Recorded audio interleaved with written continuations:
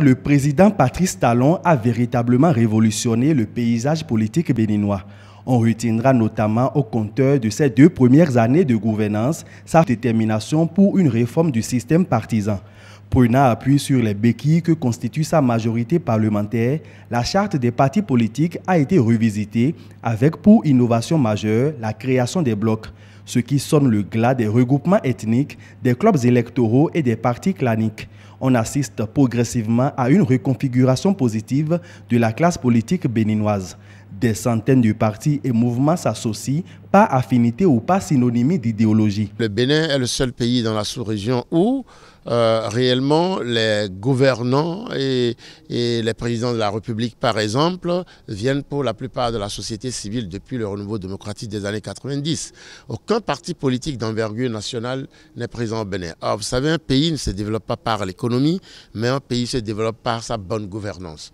Alors, pour que notre pays soit bien géré, il faut des entités politiques fortes, qui aient des assises au plan national, dans nos 5000 et quelques villages, dans nos 546 arrondissements, dans nos 77 communes et nos 12 départements. Ces partis doivent avoir un ancrage fort à partir desquels ces partis vont véhiculer leur idéologie, leur projet de société, afin que dans une démarche synergique, les projets de développement puissent se mener avec beaucoup d'enthousiasme et beaucoup d'engagement. Comme réforme politique, le code électoral aussi a été toiletté sous l'impulsion de l'exécutif pour mettre fin aux candidatures hasardeuses, plaisantines ou bouffonnes et à la pléthore inutile de candidats qui ne sont toujours pas porteurs de véritables projets de société, mais plutôt mus par l'embellissement de leur carte de visite.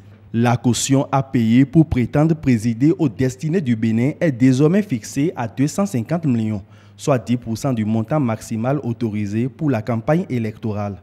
249 millions comme caution par liste pour les élections législatives et 10% du suffrage national à avoir pour être représenté au Parlement. 10%, ce n'est pas petit. Si c'est 4 millions de votants, ça fait 400 000 suffrages.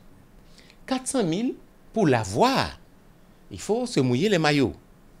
Ça empêche que les partis régionaux, qui ne sont forts que dans une région, continuent d'exister. Ça éduque nous les dirigeants.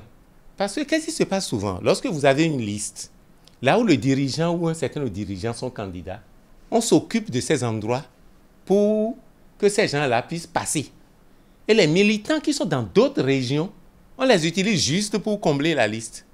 Ça nous emmène maintenant à faire en sorte que les partis soient animés de Cotonou à Malanville de la même manière, parce que même si le chef passe dans son coin à Porto Novo ou à Lokossa et qu'il n'a pas suffisamment de suffrages à Kobli ou à Ségbanan, il va échouer.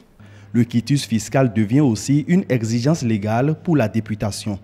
À quoi avons-nous toujours assisté? C'est que les gens font des affaires, ramassent des milliards dans ce pays, sur le dos de ce pays, sans vouloir payer la contrepartie que constitue l'impôt pour les caisses de l'État. Parce que c'est ça l'impôt. Vous êtes fait de l'argent dans un pays qui vous a donné l'opportunité d'en faire. Il est tout à fait normal de lui rétribuer, de payer une rétribution, de payer une sorte de contrepartie et à titre de reconnaissance, à titre de participation à la bonne évolution de la société. Toujours au chapitre des réformes, les mouvements de grève qui ont longtemps asphyxié le système sanitaire et les secteurs de l'éducation et de la justice ont été réglementés par le Parlement, une initiative gouvernementale. Du côté de la gouvernance locale, le Bénin est enfin passé officiellement de 6 départements à 12, une décision hautement saluée. Autre réforme qui vient bouleverser les habitudes dans le milieu hospitalier, c'est la mesure gouvernementale relative à l'exercice en clientèle privée. Véritable outil d'aide à la décision, le RAVIP, recensement administratif à vocation d'identification de la population, a été matérialisé. L'opération a connu un véritable succès et permet aux décideurs de disposer d'une sérieuse base de données pour la construction d'une nation prospère. La loi sur le PPP, partenariat public-privé, est devenue réalité et a nettement contribué à l'amélioration du climat des affaires. La création de la police républicaine est gage du renforcement de la sécurité des citoyens. Le PAG, c'est un paquet de 77 réformes prioritaires et de 45 projets phares qui ne peuvent se concrétiser que grâce à une éloquente volonté politique. Conscient de ce fait, Patrice Talon, réformateur jusqu'au bout des ongles, est en train de défendre son mandat contre vents et marées en laissant des empreintes indélébiles qui feront mettre le curseur sur lui comme l'une des icônes de l'histoire politique béninoise. Certes, les réformes font mal, mais elles mettront sûrement le pays sur les rails du développement. Et le surgir, agir et disparaître du candidat devenu président de la République aura tout son sens.